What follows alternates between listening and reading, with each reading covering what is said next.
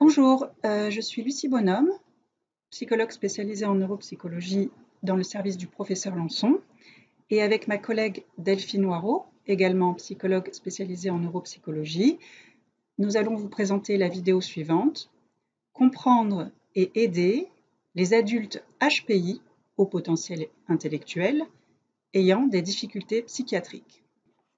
Avant de commencer cette vidéo, voici un avant-propos qui nous semble indispensable. En premier lieu, nous précisons que nous avons fait le choix ici de vous proposer des éléments issus de notre expérience clinique et non une revue de littérature scientifique sur le sujet. Car le sujet des adultes HPI est un sujet relativement récent, qui est encore assez peu étudié scientifiquement et sur lequel il existe peu de consensus scientifique. Le sujet reste donc polémique et de nombreux débats sont en cours. Nous avons donc pris le parti de nous positionner davantage dans une vision clinique, orientée vers la prise en charge. Ce que nous vous présentons donc aujourd'hui sont des hypothèses, des propositions, des pistes de réflexion à discuter et un témoignage sur notre pratique. Deuxième point de cet avant-propos, la question des étiquettes. De manière générale, cette réflexion sur les étiquettes est une question importante en psychiatrie. Et la façon dont on se positionne sur cette question détermine beaucoup les axes de prise en charge. Qu'est-ce que mettre une étiquette sur un individu? Autrement dit, l'essentialiser. En quoi y a-t-il des étiquettes qui enferment et des étiquettes qui libèrent? Autrement dit, l'étiquette HPI ne favorise-t-elle pas une sorte de réductionnisme, comme d'autres étiquettes d'ailleurs, ou au contraire, peut-elle servir de levier thérapeutique? Pour nous, les patients que nous recevons ne se résument pas à leur étiquette HPI, mais bien que les patients ne se résument pas à leur étiquette HPI, celles-ci sont néanmoins importantes à prendre en compte.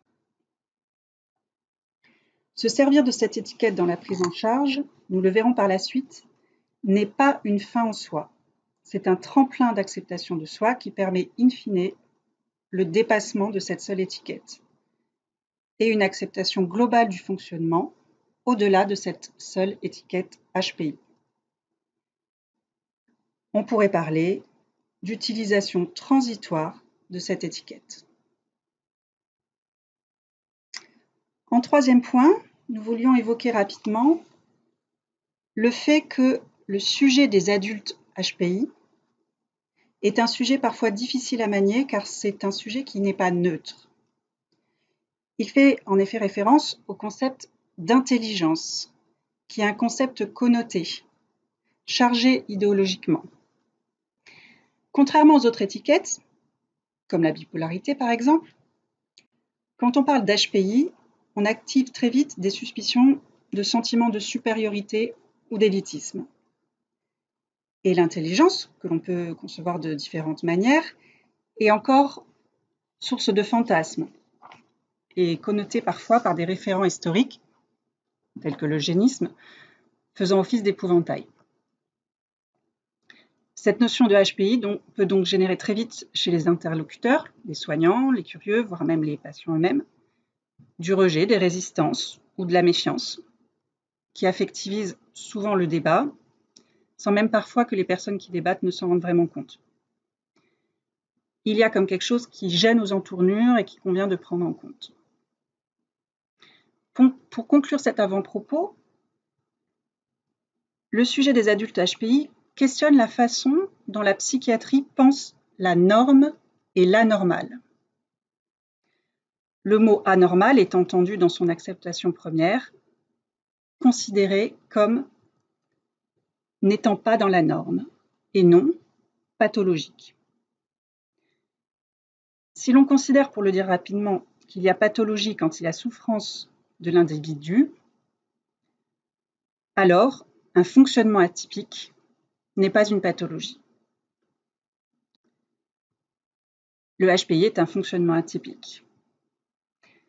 La communauté des personnes autistes parle à propos de fonctionnement atypique, de neurodiversité. Cela concerne aussi d'autres atypismes psychologiques, comme le TDAH ou la dyslexie par exemple.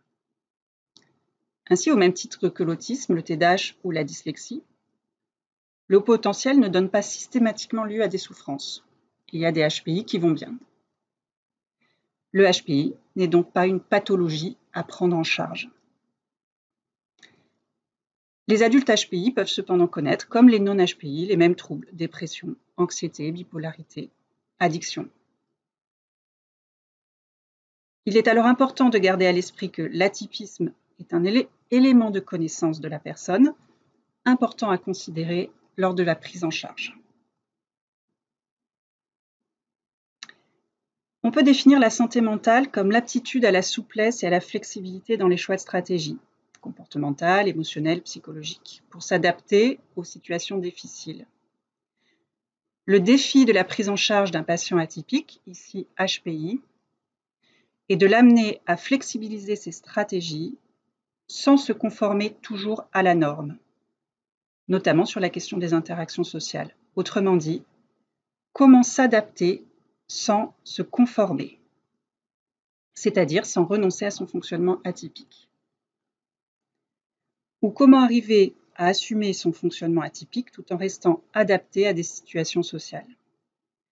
C'est pourquoi, comme nous allons le voir par la suite, le travail thérapeutique va consister à trouver une juste adaptation, c'est-à-dire un entre-deux entre, d'une part, un comportement décomplexé faisant fi de toute convention sociale et ignorant les besoins des autres, menant souvent au conflit, et d'autre part, un comportement soumis aux exigences sociales parfois normatives, permettant souvent une intégration, mais au prix d'un épuisement.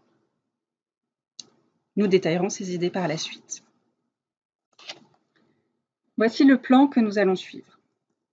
Dans une première partie, bien comprendre les adultes HPI. Dans une deuxième partie, la prise en charge en groupe. Et dans une troisième partie, la prise en charge en individuel. Première partie, bien comprendre les adultes HPI. Le seul consensus sur la définition des adultes HPI est celui de l'OMS, Organisation mondiale de la santé. C'est-à-dire qu'une personne HPI a un quotient intellectuel total, QIT, égal ou supérieur à 130. Il se situe donc au moins à 2 écarts types au-dessus de la norme, elle-même située à 100 par rapport à sa classe d'âge. Cela concerne certaines capacités intellectuelles mesurées par un test validé scientifiquement, la VICE. Ce seuil est arbitraire et correspond par symétrie au seuil adopté pour qualifier la déficience intellectuelle à 2 écarts types en dessous de la norme, c'est-à-dire à 70. Stricto sensu, la définition d'un adulte HPI n'a été donc au départ que le rassemblement d'un groupe d'individus sur la base de performances purement cognitives. Nous verrons par la suite que cette définition sera peu à peu élargie. Nous ne rentrons volontairement pas dans le débat sur l'identification du HPI propre aux neuropsychologues et un peu technique. Mais il est important de savoir que de manière générale, un bilan neuropsychologique n'est pas qu'un chiffre. C'est la description d'un fonctionnement cognitif. Le ou la neuropsychologue émet donc une interprétation du bilan en fonction des résultats objectifs obtenus pendant le test, bien sûr, mais également en fonction d'une observation clinique fine des processus cognitifs mis en jeu lors de la passation. Observation comportementale et cognitive, vitesse, précision, repérage d'éventuels biais, fatigue, anxiété, attention, etc. De nombreux neuropsychologues valident donc la présence d'un haut potentiel intellectuel, même si le critère QIT supérieur ou égal à 130 n'est pas obtenu. Et ce, sur la base de nombreux éléments étayant leur conclusion, bien sûr. Cette interprétation est d'autant plus nécessaire quand le calcul du QIT n'est pas possible, à cause de notes trop différentes aux différents tests. On parle alors d'hétérogénéité. Le QIT n'est pas calculable, mais le bilan reste interprétable. Cependant, comme il n'y a pas encore de consensus sur l'objectivation d'un haut potentiel pour ces profils hétérogènes, les pratiques sont encore disparates. Par ailleurs, aujourd'hui, les neuropsychologues prennent également en compte souvent d'autres éléments, comme l'histoire de vie, qu'on appelle anamnèse, ou la description de caractéristiques autres que cognitives, ce que nous allons voir. En effet, peu à peu, il a semblé à de nombreux psychologues que ce groupe de personnes, réunies sur la base de caractéristiques communes seulement cognitives, avait en fait d'autres points communs, caractéristiques émotionnelles, perceptives, sociales. Et peu à peu, cet ensemble de caractéristiques est venu former un type de profil, alors même que la définition de base restait toujours la même. Aujourd'hui, il reste un grand flou sur la véritable corrélation entre le QIT et les caractéristiques retrouvées par les psychologues. L'incertitude étant créée principalement par ce qu'on appelle le biais de recrutement, c'est-à-dire est-ce que les caractéristiques retrouvées par les psychologues ne sont spécifiques que des adultes HPI qui ne vont pas bien, puisque ce sont ceux que les psychologues rencontrent, ou bien est-ce que ces caractéristiques sont communes à tous les adultes HPI? Nous vous présentons dans cette vidéo les caractéristiques que nous trouvons chez nos patients, c'est-à-dire les personnes HPI consultant une psychologue au sein d'un service de psychiatrie adulte. Puisque nous repérons ces caractéristiques, autant les comprendre et travailler avec. Chez les adultes que nous voyons, et possiblement aussi chez les adultes HPI qui vont bien mais avec moins de certitude, deux perspectives peuvent nous permettre d'orienter notre compréhension. Comment le décalage par rapport à la norme se manifeste au quotidien et est-ce qu'il se manifeste sur d'autres sphères que la sphère cognitive, ce qui est une perspective descriptive dans le présent? Et comment le décalage à la norme a-t-il influencé la construction identitaire de la personne, ce qui est une perspective dynamique ou développementale?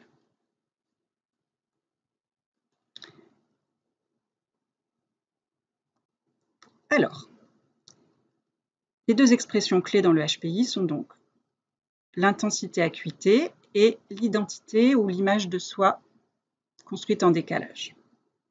Nous allons détailler tout ça. L'intensité. De manière générale, une caractéristique générale des adultes HPI semble une intensité se retrouvant sur plusieurs aspects de leur fonctionnement et agissant comme une caisse de résonance, c'est-à-dire amplifiant tout type de processus psychologique classique. Il y a vraisemblablement un continuum entre les adultes HPI et les adultes non HPI, et la différence est davantage quantitative et graduelle plus que qualitative. Il s'agit d'une histoire de seuil.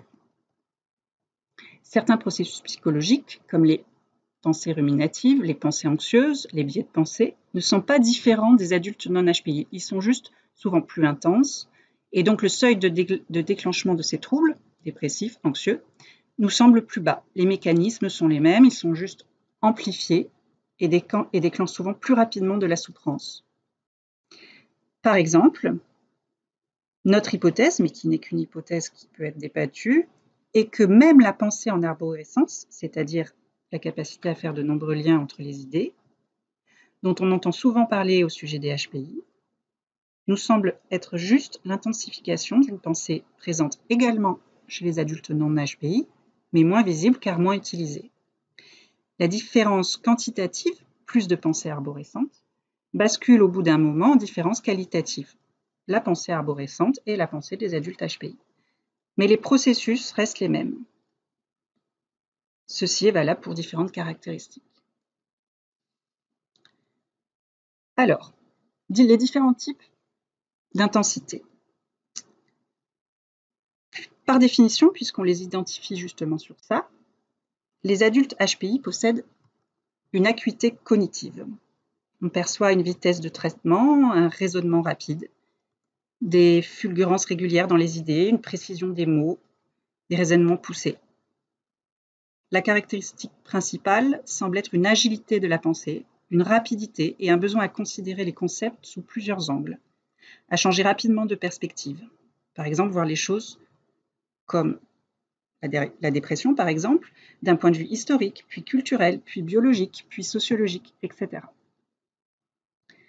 Cette capacité à penser sous plusieurs angles permet une créativité de la pensée, que ce soit pour trouver un problème scientifique, recherche, ou pour de la création artistique, par exemple. On retrouve souvent un questionnement des normes, une pensée anticonformiste, qui sort du cadre. Et pour beaucoup, un travail de déconstruction, c'est-à-dire comprendre comment les choses se sont construites.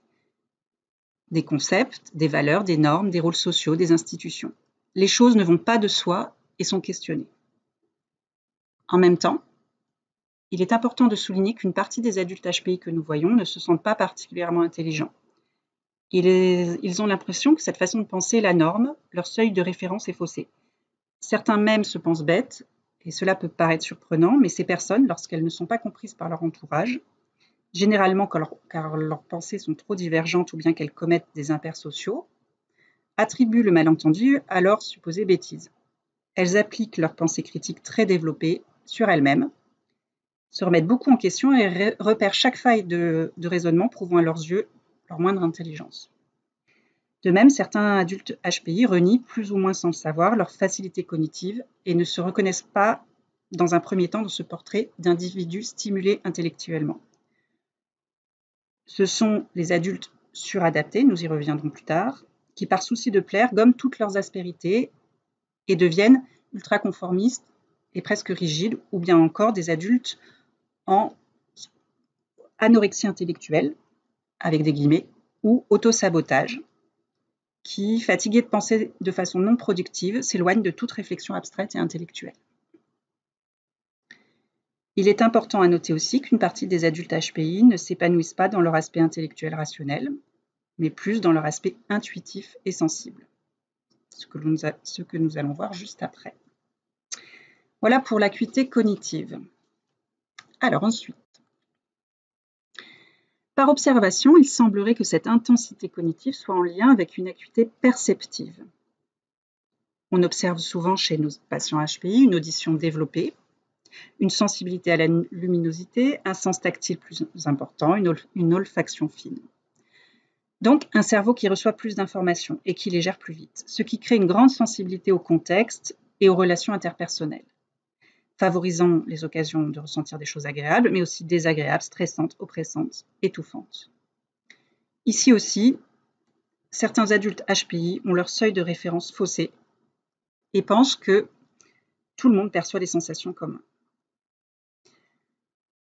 À savoir, juste pour information, que cette notion d'hyperperception est par ailleurs déjà développée depuis longtemps dans certaines théories bien étayées scientifiquement sur l'autisme, comme la théorie du surfonctionnement perceptif de Laurent Montron. Cette théorie postule, pour le dire très rapidement, que le repli autistique n'est que la réaction adaptative à une perception trop importante et envahissante des 5 sens. Trop de sons, trop d'odeurs, trop de sensations tactiles, trop d'informations, gênant la communication et générant une grande anxiété. Selon nous, mais ce n'est qu'une hypothèse à débattre, il est possible que ce soit à cause de ces hyperperceptions que l'on observe parfois des similitudes entre certaines caractéristiques de l'autisme Asperger et certains profils HPI. À noter cependant que beaucoup d'adultes HPI n'ont pas de similitude avec l'autisme. Peut-être que ce sont des adultes qui ont moins d'hyperperception ou bien qui en ont autant mais avec davantage de stratégies pour les gérer. Comparaison n'est pas raison, mais le parallèle avec ces théories est intéressant pour mettre en exergue que le trop peut également être une difficulté. Et pour finir, il semble qu'il y aurait aussi une hypersensibilité émotionnelle. C'est cette caractéristique qui est souvent la plus rapportée, mais aussi la moins documentée, car il est difficile d'évaluer l'intensité émotionnelle. La grande question étant, tous les HPI sont-ils hypersensibles? Et surtout, tous les hypersensibles sont-ils HPI? Autrement dit, cette caractéristique est-elle spécifique au HPI? Et là, le débat reste ouvert. Voilà pour l'acuité-intensité. Le second élément intéressant dans la compréhension et la description des adultes HPI souvent moins pris en compte par les thérapeutes, est l'élément développemental. Autrement dit, en quoi le fait d'avoir été HPI depuis l'enfance a modelé la construction de la personnalité. Stricto sensu, un test neuropsychologique n'est valable qu'à un instant. Cependant, il est admis que l'intelligence d'un individu varie peu par rapport à sa classe d'âge au cours de la vie, sauf événements traumatisants tels que AVC ou trauma crânien. Ce qui est donc primordial de retenir, c'est que tout adulte HPI est un ancien enfant HPI, ou précoce comme on les nommait avant. De manière générale, la construction identitaire depuis l'enfance se fait par un jeu d'identification et de différenciation par rapport au père, PAIR. L'enfant apprend qui il est en catégorisant le monde et en établissant des comparaisons. Fille, garçon, grand, petit, rapide, lent, etc. Or, il est très compliqué pour l'enfant et aussi pour l'adulte de se construire une image de soi quand le seuil de référence est faussé, quand il y a un décalage. Et ce, d'autant plus quand le décalage est invisible. Lorsqu'il y a un décalage social ou culturel, à un moment, l'enfant peut mettre des mots dessus. Ici, c'est beaucoup plus compliqué, car il est invisible. L'enfant ressent qu'il n'est pas comme les autres et au lieu de se dire « je sens une différence car je réfléchis plus vite et je ne me pose pas les mêmes questions », il va se dire « je sens que les enfants réagissent différemment avec moi parce que je ne suis pas assez cool, pas assez gentil, pas assez sympa ». Ces mauvaises interprétations vont conduire un certain nombre d'enfants HPI à avoir une mauvaise estime de soi, car ils veulent être comme les autres et ne le peuvent pas. Ceux qui construisent une bonne estime sont ceux qui auront appris par expérience à ne pas coller trop aux attentes de leurs camarades et à apprécier chaque personne dans ses différences, eux compris. Ceci étant possible lorsque les réactions des pairs, PAIR, sont positives et le discours éducatif ouvert à la différence. Alors, cette estime de soi peut être également fragilisée quand il a un profil hétérogène et qu'il est alors compliqué pour un enfant de construire une image juste de lui. L'enfant peut se sentir brillant dans certains domaines et dans d'autres, comme l'écriture par exemple, pas plus que ça, ce qui crée une image de soi instable, variant entre haute estime de lui et basse estime de lui. Même pour les HPI qui obtiennent de bons résultats scolaires, on note une certaine confusion entre confiance en soi et estime de soi. Certains peuvent se sentir confiants dans leur capacité à faire, confiance en soi, mais pas dans la valeur propre qu'ils se donnent et donc dans la confiance de pouvoir être aimé, estime de soi. Ainsi, en fonction des réponses données, souvent malgré eux par les adultes, l'enfant peut construire une estime de soi conditionnée aux performances. C'est-à-dire qu'à force que l'adulte valorise les capacités de l'enfant, l'enfant pense qu'il ne peut être aimé que pour ce qu'il produit et non pour ce qu'il est. Au contraire, l'amour inconditionnel, c'est-à-dire être aimé pour sa personne avec ses qualités et ses défauts, contribue à la construction d'une estime de soi stable, globale et nuancée. Toutes ces difficultés sur l'estime de soi perdurant souvent à l'âge adulte. Ainsi, il est important de souligner l'importance de cette image de soi dans la prise en charge. Cette construction particulière, faite dans le cadre d'un décalage invisible, est mise à nu lors du bilan. C'est pourquoi nous préférons parler d'identification de HPI plutôt que de diagnostic. Cette notion d'identité est très importante. Ce que nous rapportent quasiment tous les patients, c'est que le bilan leur permet de comprendre qui ils sont, d'où vient leur sentiment de différence et donc de déculpabiliser. Ils nous parlent de réconciliation avec eux-mêmes, de fil retrouvé, de cohérence, d'évidence, de clés. Tout prend sens. Le bilan HPI ne fait pas du bien comme on le pense surtout d'un point de vue narcissique sur l'aspect cognitif. Je vais mieux parce que c'est valorisant d'être intelligent, pas du tout. C'est je vais mieux car je comprends beaucoup de choses qui se sont passées dans ma vie. Et c'est fondamental. Évidemment, d'autres éléments peuvent jouer dans la construction de la personnalité, mais celui-là est invisible et souvent, il est objectivé tard par les tests. Ça ne fait pas tout, mais ça joue beaucoup sur l'acceptation de soi nécessaire par la suite à de nombreuses thérapies classiques. Mais attention, cette mise en perspective de l'histoire ne fait pas tout. Certains aspects du fonctionnement de la personne ne relèvent pas de ses caractéristiques.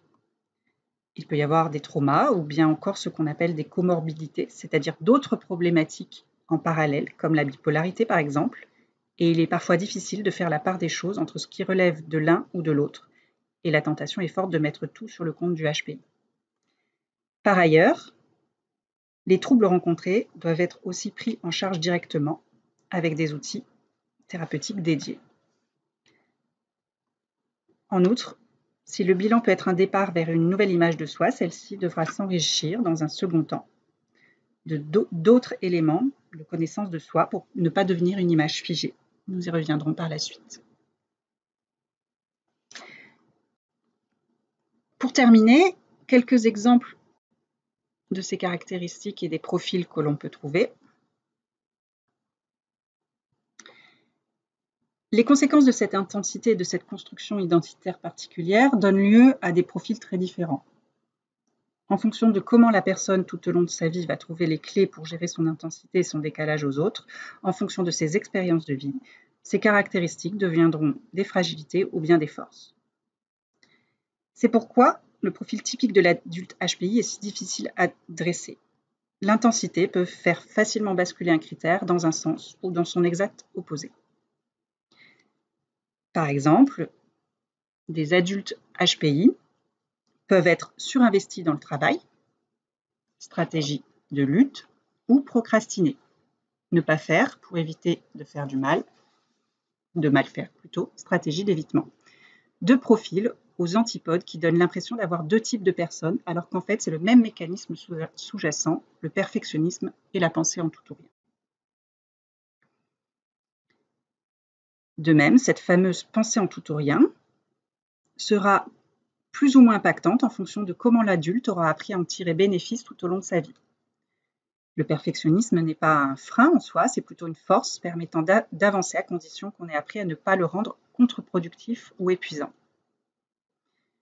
Les profils d'adultes HPI ayant fait de leurs caractéristiques une force sont évidemment bien réels. Ils semblent seulement moins représentés dans les différents tableaux cliniques rapportés par les psychologues, tout simplement parce qu'ils ne consultent pas les psychologues et souvent s'ignorent eux-mêmes HPI.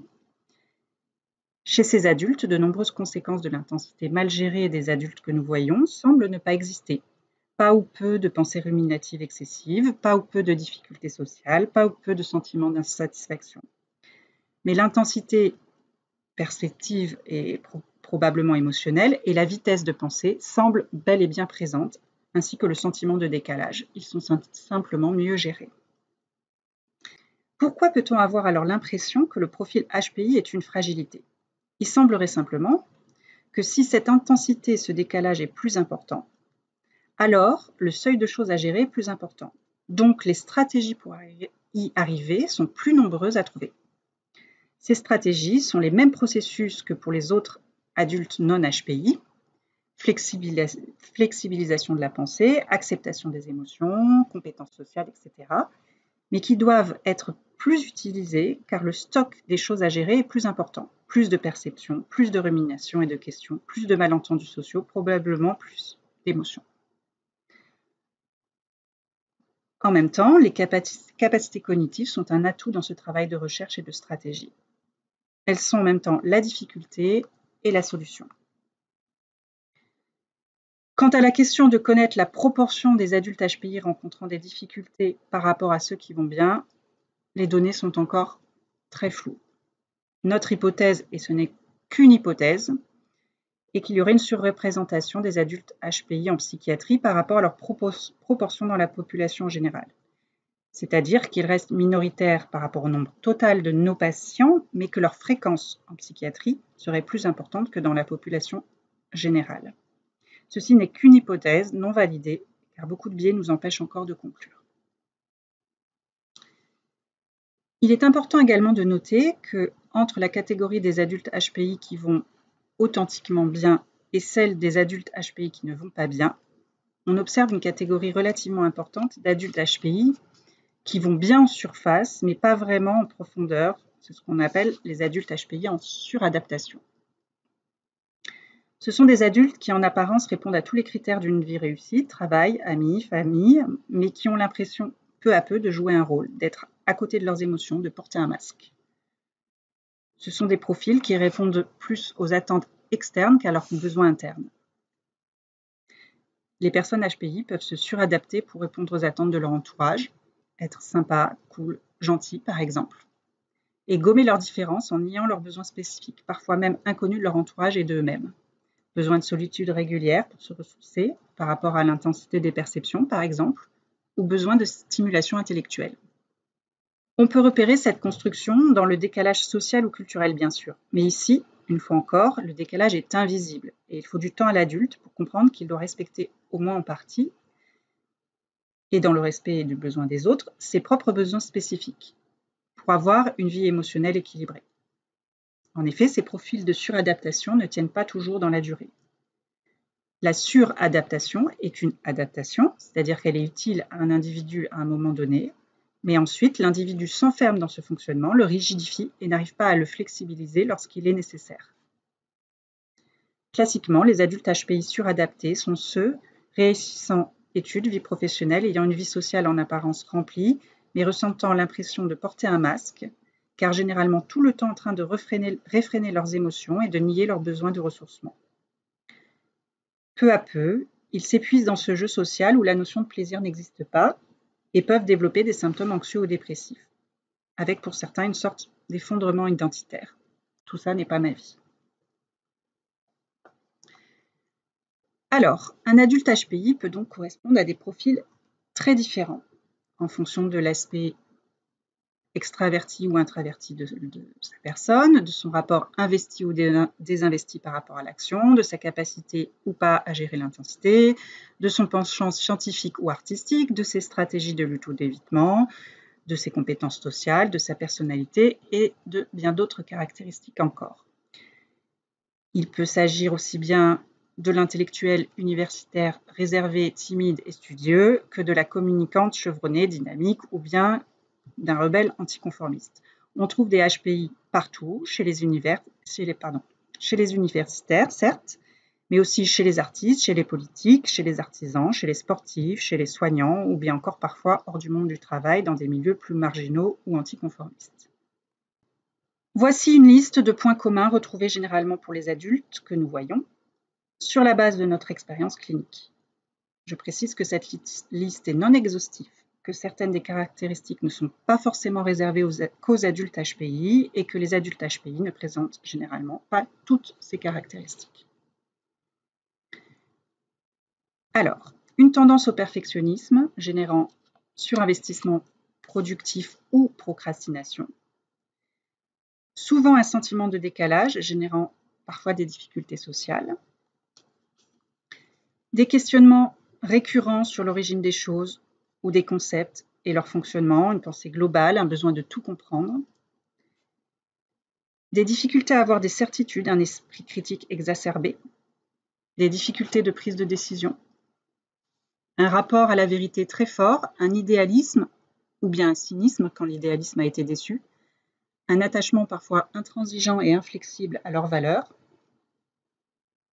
Une pensée en tout ou rien, pensée dichotomique. Souvent des difficultés avec l'autorité, la hiérarchie, un rapport très fort à la liberté, une volonté d'indépendance. Un besoin de sens dans leur activité et notamment au travail. Une sensibilité à l'ennui. Un besoin de solitude couplé à un besoin de relations affectives profondes et authentiques.